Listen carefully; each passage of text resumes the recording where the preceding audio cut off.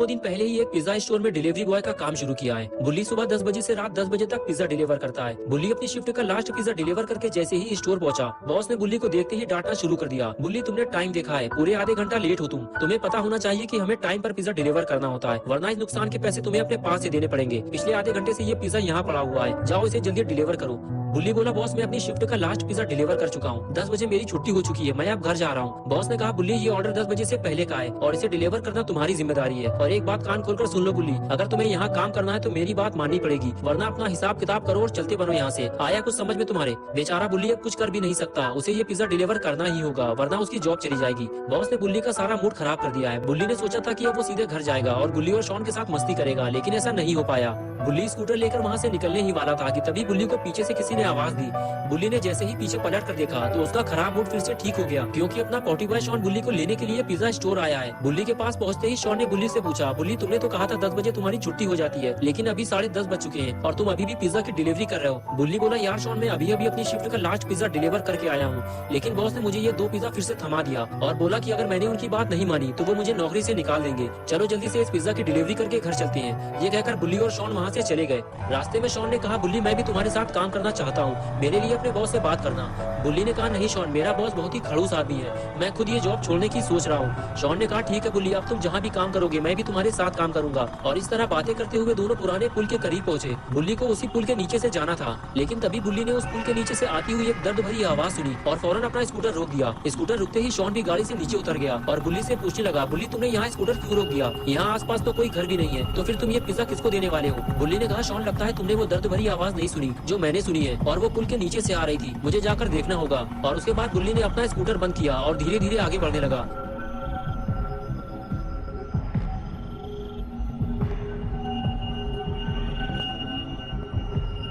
Shawn ने बुल्ली से कहा, रुक जा बुल्ली, आगे मत जाना, मुझे वहाँ कुछ गड़बड़ लग रही है, मुझे तो ये समझ में नहीं आ रहा कि वहाँ इतना अंधेरा क्यों है।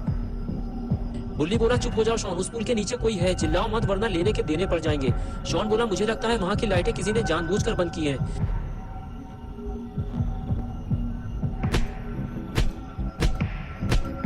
बुल्ली बोला, शॉन अगर तुम्हारे पास टॉर्च हो तो जल्दी निकालो, जल्दी। शॉन बोला, हाँ मेरे पास टॉर्च है, अभी निकालता हूँ।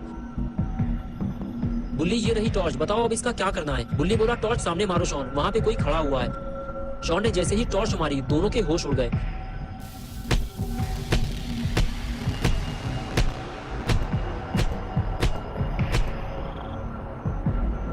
बुल्ली बोला, शॉन टॉर्च बंद करो जल्दी, वरना वो हमें देख लेगा।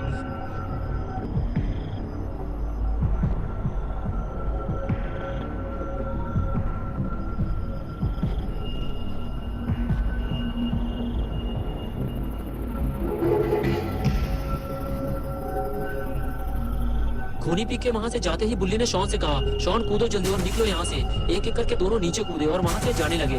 दोनों को इस बात का डर था कि खूनी पी कभी भी वापस आ सकता है, लेकिन तभी चलते चलते अचानक शॉन रुक गया और टॉर्च मार के कुछ देखने लगा। शॉन के सामने खून से सनी हुई एक बोरी पड़ी थी और उसके अंदर जो भी था वो अब मर चुका था। तभी चलते चलते बुल्ली ने पीछे मुड़कर देखा तो शॉन उससे काफी दूर खड़ा था। बुल्ली बोला, शॉन वहाँ क्या कर रहे हो तुम? तुम्हारा दिमाग तो ठीक है ना? शॉन बोला, बुल्ली खूनी पिग ने किसी को बोरी में बंद करके मार दिया है, हमें जल्दी घर वापस चलना चाहिए। बुल्ली ने कहा, शॉन हम वापस घर नहीं जा सकते, आज की रात हमें कहीं और गुजारनी पड़ेगी, सुबह होते ही हम यहाँ से निकल जाएंगे। कुछ दूर चलने के बाद बुल्ली और शॉन को एक घर दिखाई दिया जो कि काफी बड़ा था। उस घर की लाइट भी चालू थी, यानी कि उस घर में कोई न कोई तो रहता जरूर होगा।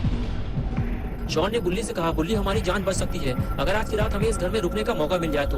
बुल्ली ने कहा, मुझे नहीं लगता कोई हमें जाने पहचाने बिना अपने घर में रात गुजारने देगा, हमारे आसपास कोई है शॉन, हमें ये काम जल्दी करना होगा। शॉन बोला, मुझे लगता है आज की रात हम दोनों मरने वाले हैं बुल्ली, हमारे पास खूनी पिग से लड़ने के लिए कोई हथियार भी नहीं है। और फिर दोनों बातें करते हुए घर के दरवाजे तक पहुंचे और दरवाजा पीटने लगे।